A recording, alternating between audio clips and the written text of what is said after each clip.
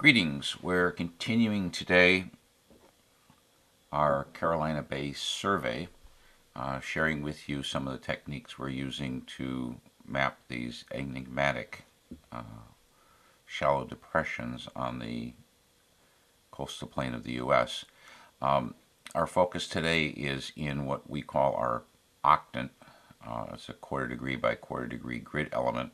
The number we've given it is 133325. You see it's northwest of Charleston in South Carolina.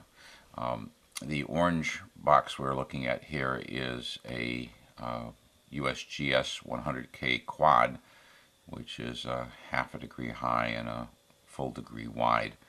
All of our surveys are done within these octant grids, and it outlined in red here is the 133325. We had previously surveyed this grid area using what you see here is the black and white grayscale imagery available from Google previously, and quite recently South Carolina has released LiDAR imagery, which we have put into our KML format so we can view this in Google Earth, so we can look at the bays. And we're going back over at this point and reviewing our previous entries and creating edits to them, as well as adding new bays. So we're going to start with this element 4429. I'm going to edit it. Obviously it's a little too small. Typically we move from from satellite-based data to LiDAR data. We need to increase the size of the bay a little bit to actually include the rim, not just the wet, darker bay floor, which is what shows up easily in the black and white data. So let's look at this in the black and white, and you can see we've picked up a little in this area down here, which is actually quite evident in the LiDAR as being part of the bay. Sometimes this changes the alignment of the overlay element. In this case it's our Bay South overlay element, but that wasn't the case here. We just had to increase the size of it a little bit. Now the next thing that happens is we take the opportunity here to copy this element, rescale it, and move it to pick up and measure bays which weren't apparent in the grayscale. So we're going to do that one right there. And you notice the shape is pretty much dead on. The orientation works very well.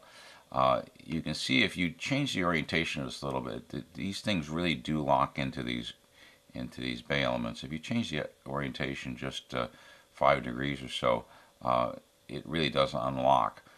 So it's quite easy to lock these things in, and it is a hallmark of Carolina Bay shapes in the LiDAR, maybe not necessarily in the visual imagery, but in the LiDAR it's a good indication of how these things are designed. I'm going to pick up this one here, pick up this rim on this side. I'd actually probably rotate this one back just a little bit. No need to make sure that they don't all have to be perfectly aligned. I don't think that's important in a given area. Although within a given area, they typically will be within a few degrees of each other. So we're going to copy that one again. Pick up this little bay here.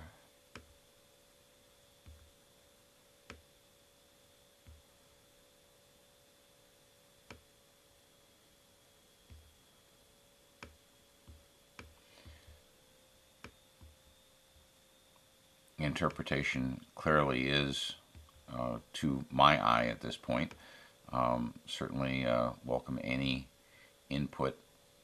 People want to help out reviewing these. So we're going to acknowledge that one.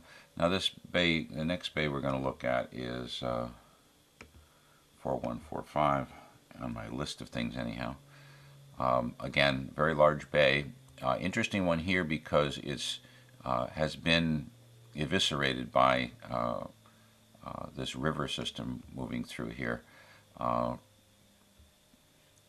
Raymond Douglas Johnson, when he reviewed the bays in the 40s, felt that the presence of these extensive drainage networks within the bay were powerful suggestions that these could not have been excavated by a impact of any sort, because any excavation activity would have destroyed all of this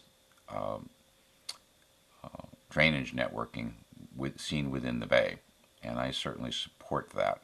It suggests to me whatever created these landforms was able to do it in spite of having an existing drainage network within them, which pretty much rules out that these were ever full of water.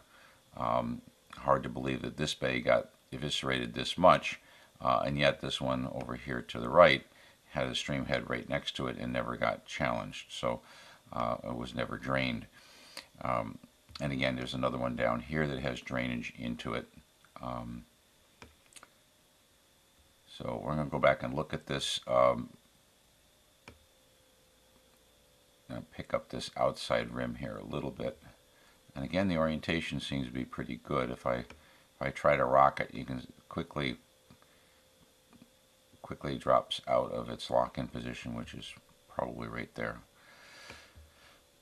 All right, nothing here to pick. Well, there is a small bay here up to the north. Let's go pick that one up. I'll make a copy of this and we'll drop it in here. The copied element has the same name, at least at this point in the process, but when I process it programmatically with our application programs, it will get a name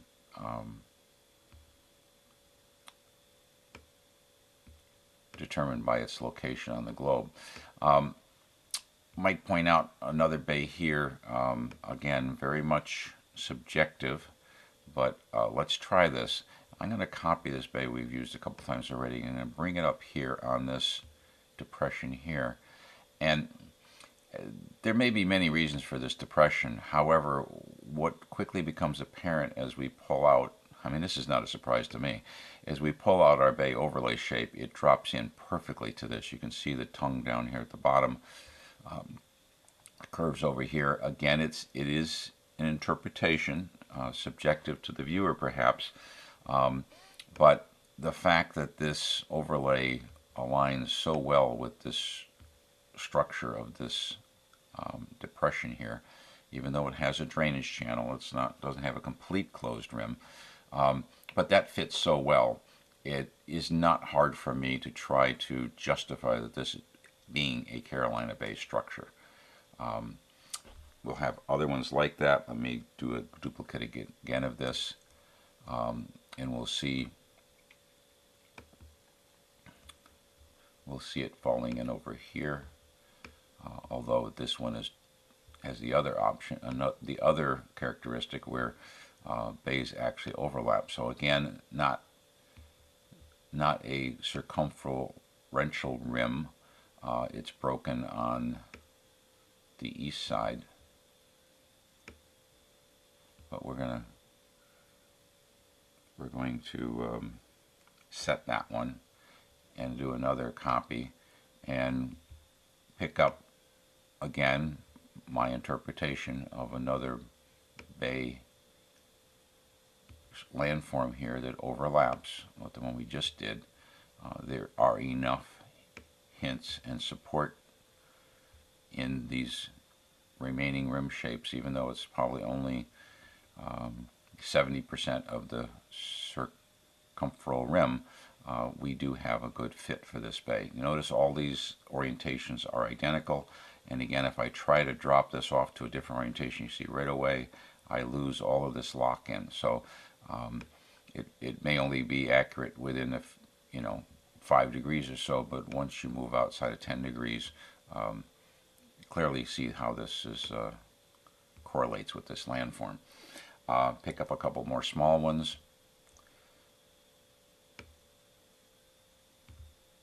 I have some function keys programmed through my desktop to do this copy paste technology here. That from Google's perspective, it's Control C for copy, Control V for paste, and hitting the OK button on the screen to get rid of the edits.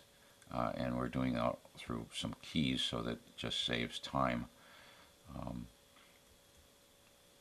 And we're going to take another copy and pick up this bay to the north and east.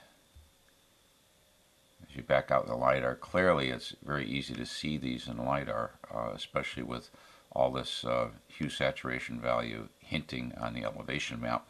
My elevation maps are exaggerated 20x also in this, the way this is hinted. Certainly it pops out these smaller bays where they may not have been visible otherwise. I'll drop back to the grayscale and you'll see that some of these bays, for instance there's one down here, would have been totally impossible to actually visualize, and yet it's so easy to. There is a hint, however, in the black and white, not that I try to take advantage of it here, but you'll notice one aspect of this bay here is this drainage channel, and the simple existence of a drainage channel like this is the hallmark of a Carolina bay. They will always have it because over the last 200 years, the overwhelming majority of these Carolina bays have been drained by ditching.